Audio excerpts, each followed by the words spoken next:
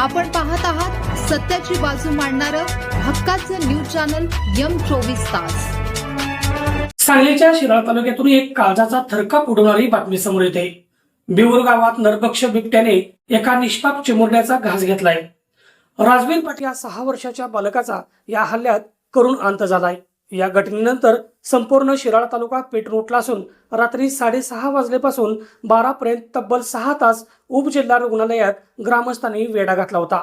अखेर प्रशासनाने गुडघे टेकले आणि दोषी अधिकाऱ्यावर कारवाईचे आदेश दिले आहेत। पाहूया सविस्तर बातमीपत्र। शिराळ्याच्या बिऊर गावात शुक्रवारी सायंकाळी 6:30ची वेळ घराच्या अंगणात खेळणाऱ्या राजवीरवर काळे झडप घालणार याची पुसटशी कल्पनाही कोणाला नव्हती। दबा धरून बसलेल्या नरभक्षक बिबट्याने राजवीरला उचलले आणि थेट मृत्यूच्या दाढे तोडून नेले।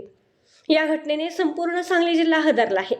घटनेनंतर संतापाचा लाव्हारच शिराळा उपजिल्हा रुग्णालयात फाटला।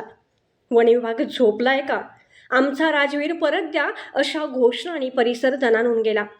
जोपर्यंत जबाबदार अधिकाऱ्यांची हकालपट्टी होत नाही तोपर्यंत मृतदेह ताब्यात घेणार नाही असा आक्रमक पवित्रा ग्रामस्थांनी घेतला। आमदार सत्यजित देशमुख आणि मानसिंगराव नाईक यांनी मध्यस्थी करण्याचा प्रयत्न केला, पण वारंवार सूचना देऊनही वन विभागाचे अक्षम्य दुर्लक्ष यामुळे जनक्षोभ शांत होण्याचे नाव घेत नव्हता। अखेर स्थानिक आमदार सत्यजित देशमुख व आमदार मानसिंगराव नाईक, प्रांत अधिकारी अर्जुन श्रीनिवास यांनी स्थानिक RFOच्या निलंबनाचा अहवाल तात्काळ सरकारकडे रवाना केला। पीडित कुटुंबियांना 25 लाख रुपयांची मदत 5 दिवसात मिळणार। नागपूर उपमुख्यालयाकडून बिबट्याला जेरबंद करण्याचे शूटिंग ऑर्डर आणि ट्रॅपची परवानगी यासारखी आश्वासनं दिल्याने नागरिक शांत झाले। खरं तर यापूर्वीही उपवळे आणि खेड परिसरात बिबट्याने दहशत माजवली होती। एका चिमुरडीला तिच्या भावाने मृत्यूच्या दाढेतून खेचून आणलं होतं, पण तेव्हाच प्रशासनाने दखल घेतली असती तर आज राजवीर जिवंत असता। आता प्रशासनाने RFOच्या निलंबनाची आणि 25 लाखांच्या मदतीची घोषणा केली असली तरी त्या माऊलीची कुस उजाडणाऱ्या या नरभक्षक बिबट्याला वन विभाग कधी जेरबंद करणार हाच मोठा प्रश्न आहे। यासाठी पाहत रहा आपल्या हक्काचं न्यूज चॅनल M24 तास।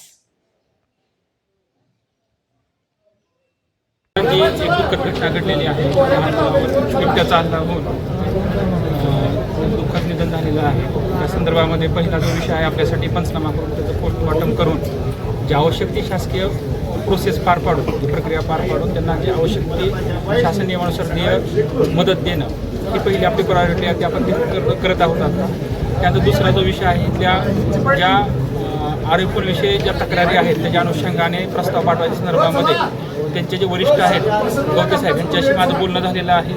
आपण हा प्रस्ताव उद्याच तयार करून उद्याच पाठवायचा, उद्या जरी सुट्टी असली तर उद्या पाठवायची तजवीज ठेवलेली आहे। तिसरा विषय आहे की लोकांकडून लक्षात आलं